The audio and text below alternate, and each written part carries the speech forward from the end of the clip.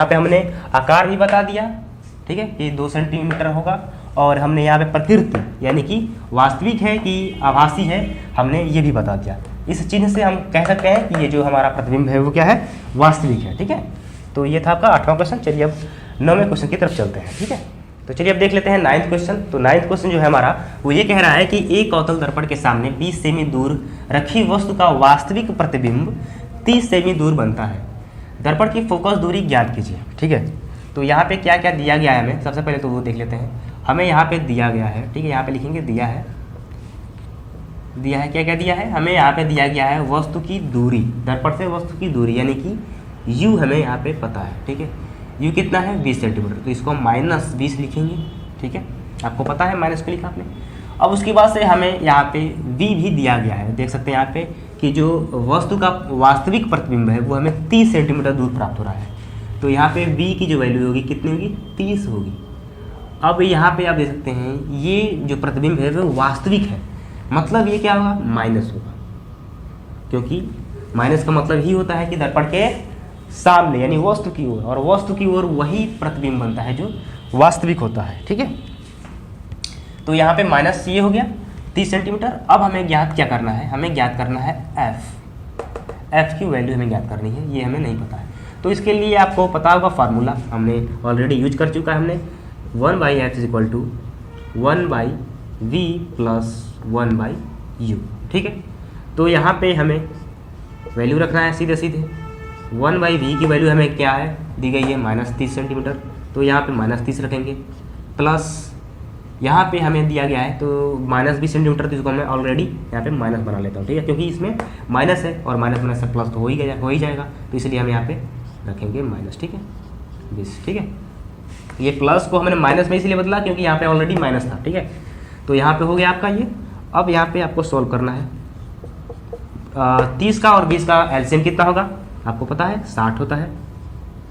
अब इसको और इसको कैंसिल करोगे, यानी 30 से 60 में जब भाग दोगे आप तो कितना आएगा, 2 आएगा, ठीक है, -2 है क्योंकि यहाँ पे -30 है। अब यहाँ पे देख सकते हैं आप, ये माइनस हो गया, 20 से 60 को काटो तो कितना आएगा, 3 आएगा।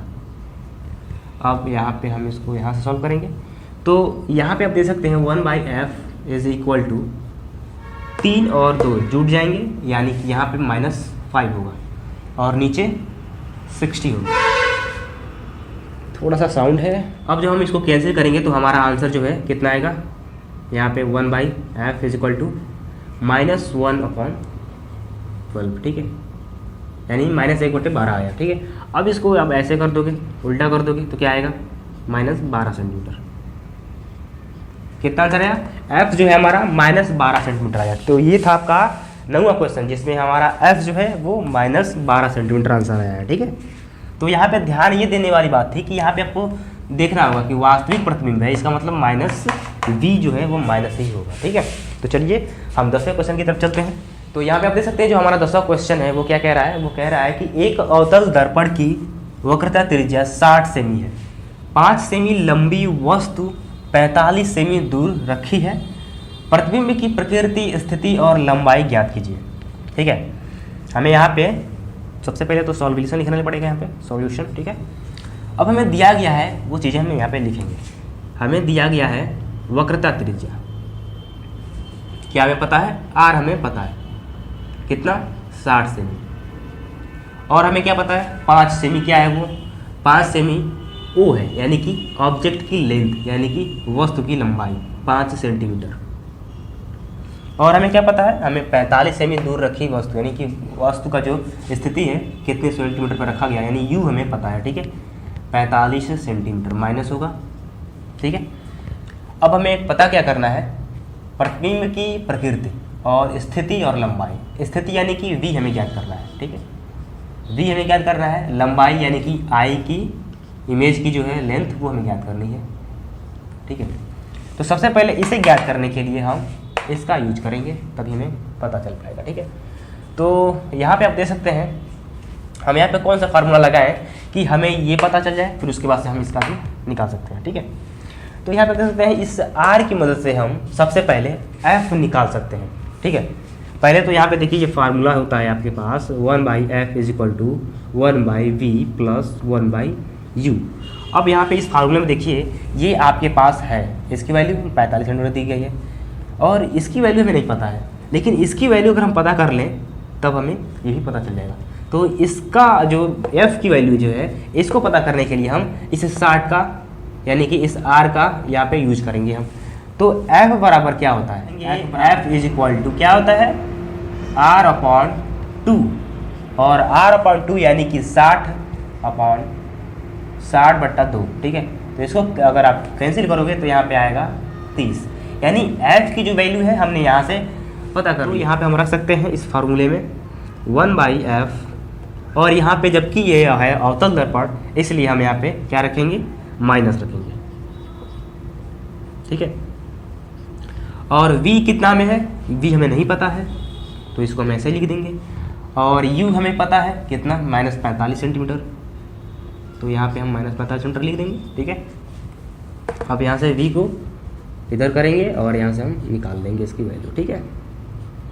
इसको इधर ले जाएंगे तो हो जाएगा 1/30 माइनस, ये माइनस था इधर जाएगा तो प्लस हो जाएगा, ठीक है।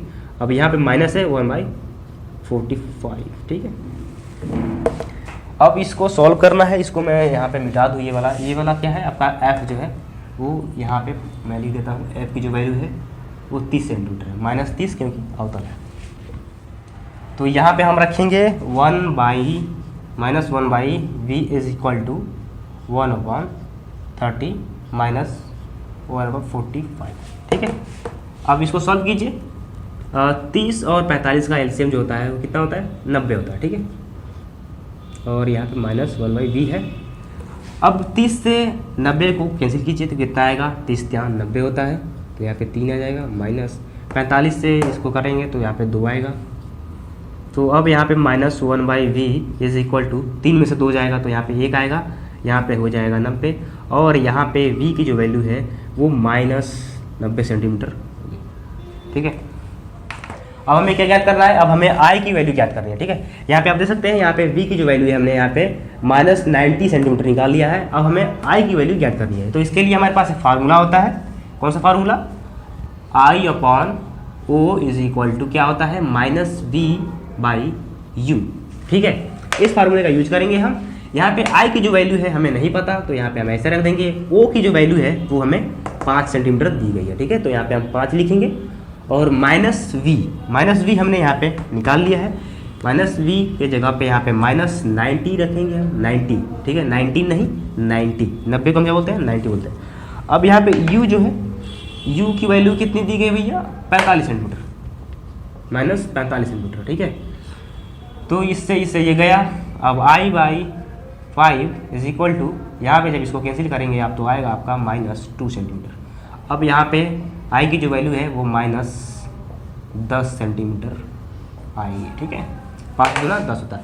अब ये जो माइनस है आपका वो ये दर्शाता है कि जो आपकी प्रतिबिंब है वो उल्टा हो गई, वास्तविक होगी, ठीक है। माइनस क्या दर्शाता है, माइनस दर्शाता है कि आपका जो प्रतिबिंब है वो उल्टा बनेगा, वास्तविक बनेगा, उल्टा होगा तो इसका मतलब वास्तविक बनेगा, ठीक है।